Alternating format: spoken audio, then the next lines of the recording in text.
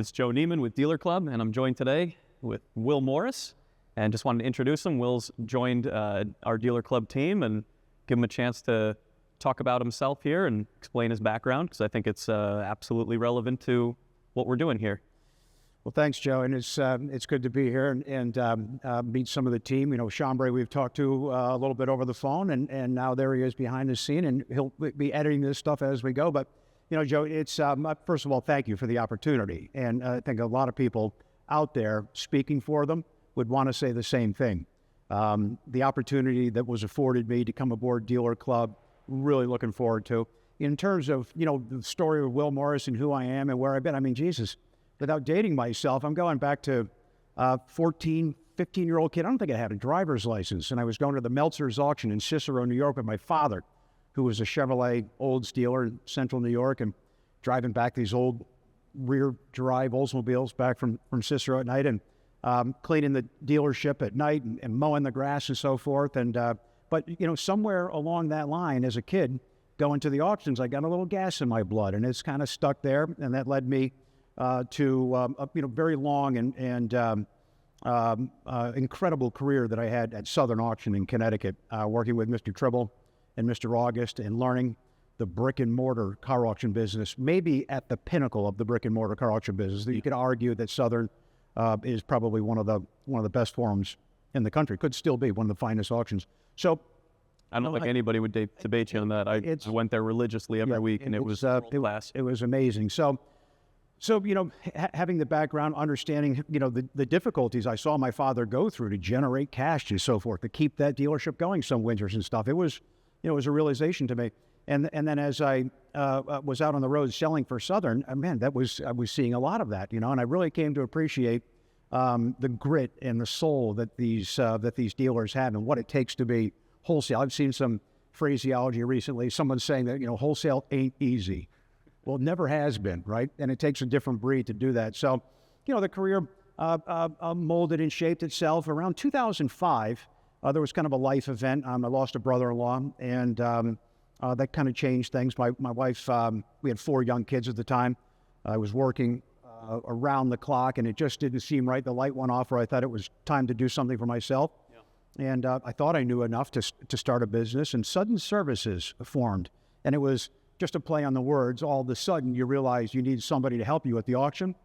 You know, dealer would call in the morning saying, "Yeah, you can't get there. Can someone stand on the block and rep my cars for me?" So this wasn't new. But I can say that I nearly perfected it, and I'm really highly organized process of representing cars to be sold at auction, and that evolved into bidding and representing cars that dealers wanted bought at auction. And I did that very successfully for roughly 12, 13 years. I bought and sold probably 55 or 60,000 cars. Personally, yeah, and myself, yep. And I remember seeing you there. I would be a buyer. Yep. And you were an institution at that auction. Listen, and I think that's what where Dealer Club goes towards the end of this conversation, and what we're going to be selling. If there's a product attached to this, right, as a service, and that is, if you're a known entity at auction, and a buyer or seller can look at you, or anyone around another known entity on the floor says, "Yeah, that guy's okay." Yeah. The car might not be, and I'd be standing on the block saying, "Guys, this is not a nice car. I drove it yesterday. There's nothing redeemable about this car other than the price. I have the title. Have at it. Last man owns the car." And the auctioneer knew it, and the 40 guys standing on the floor knew it. And that turned into the following, right? So you can dial that back to being a kid, not knowing what was going on, and trying to keep the car on Route 20 going home from Cicero down to Hamilton, New York at night, to where we are today. And the funny thing is, as things have changed, as the industry has evolved,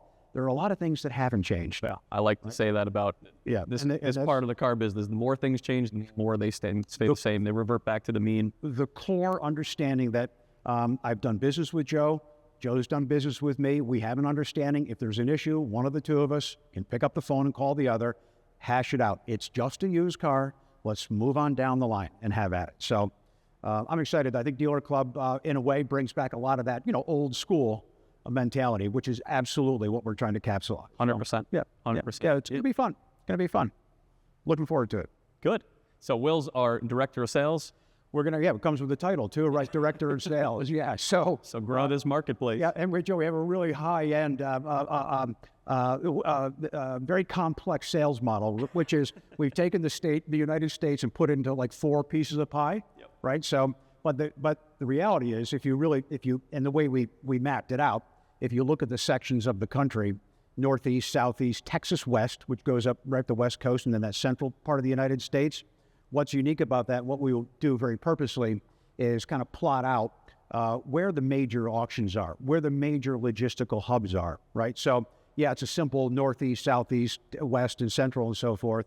But we're really, as students of the market, we're going to look very purposely at where the big auctions are, where it's difficult to move cars, right? If digital auctions have done anything, it's the geographic separation between a car launching in Connecticut, 8 o'clock on a Tuesday night, and ending up in Arizona, right? Yeah. Try moving that car from Connecticut to Arizona. So that remains an issue. We know this, we're aware of it. So, and as we build this out, and I'm talking to the dealers in some of these areas that are not as close to a central hub, we're setting those expectations and telling these guys, listen, Dealer Club will be there for you, right? But why don't you give me the names of some of your friends and your peers in that area who are also looking for another alternative?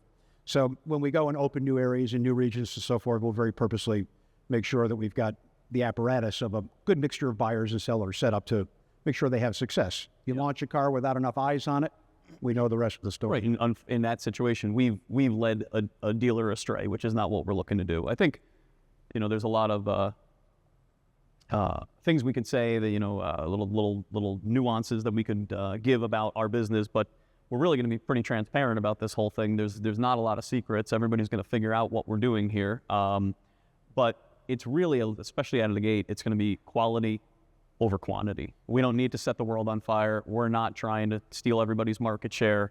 It's a big pie of how many wholesale, millions and millions and millions of cars get wholesaled a year through auctions, and also through text messages and backdoor deals, and that's great. And several cars get wholesaled several times over before they end up reaching that dealer who eventually retails it to a customer who just ends up trading it back in 3 years later anyway. So these cars have a lot of at-bats.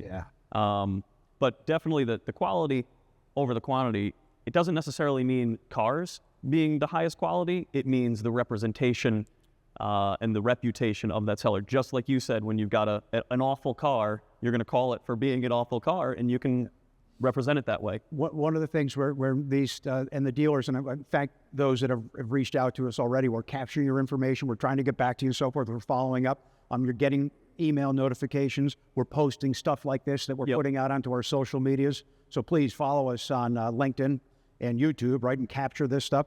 And the dealers that we've spoke to, it's amazing because it's like the light is on anyhow with these guys. They're engaged. But when you say, and you think of like traditional filters at a digital auction, like they don't want to buy just 2018 and newer Silverados with these colors under these miles this far away from his dealership, right?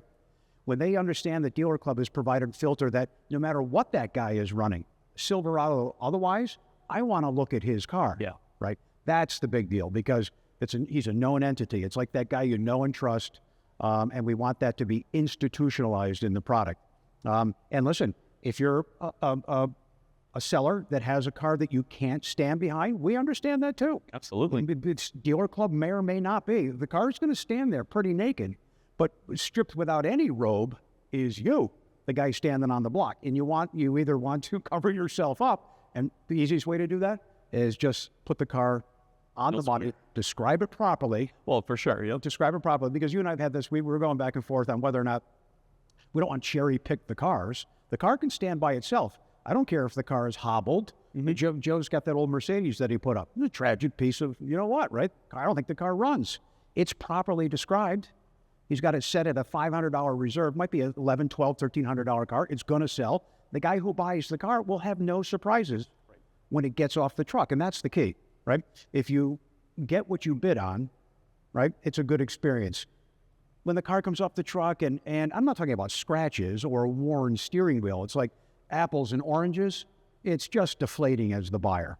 And you've deteriorated or watered down your reputation, and there's a good chance that guy won't look at another one of your cars. Very true. So we can look at this from 360 degrees different angle, but it's always going to come to the same thing. Describe the car properly, put it on the money, accompany it by the title, or tell the guy when he's going to be able to make money with the car himself, and let the market speak. And the buyer's feedback that we're going to provide will allow another dealer to look in. And, when you look at the digital auctions and you see the number of eyes, and then with us, the number of actual bidders that are on the car, the market is speaking there. Combined with the inspector's rating, looks like the inspector knows what he's doing. The dealership's got a great rating.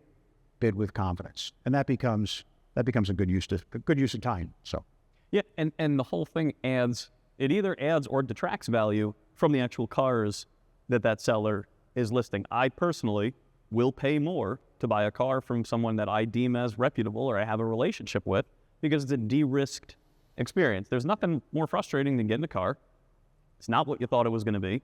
You have to argue with arbitration. You have to ship the car off to a body shop or a dealership or something, an Audi store, Mercedes store, Ford store, to get some sort of work done.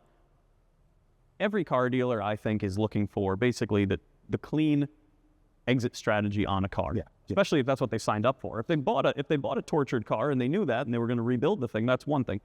If they were led to believe it's a quality car and it shows up and it's not, that's what we're looking to avoid. These guys are, and the question when we have these initial conversations, the question always like, well, wait a minute, who inspected the car?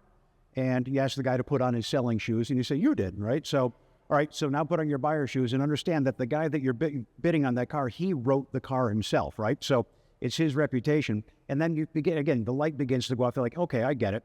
And if the car, again, to repeat, and I say this, if you get what you bid on at an auction, that was a successful use of your time. Yeah. Hopefully the car makes money. You don't know yet. You think you bought it right. Yeah. You don't know how the car nets out. But if the application of your time was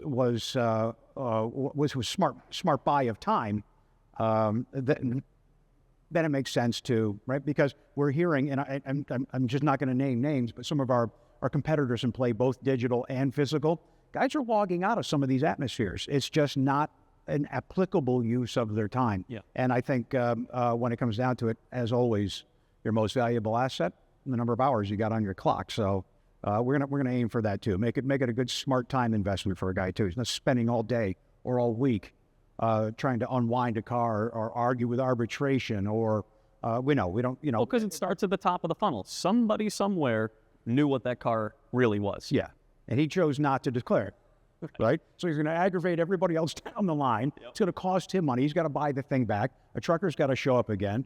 That's the one that then hits the bridge abutment when it's being shipped back to his dealership, or the headrests come back and they're not in it. All of these things cascade from where, if you just set it right the first time. Yeah, right. And that's the shift I think that we would like to see and highlight and bring to the market, which is that it's really not about what you get on the individual car.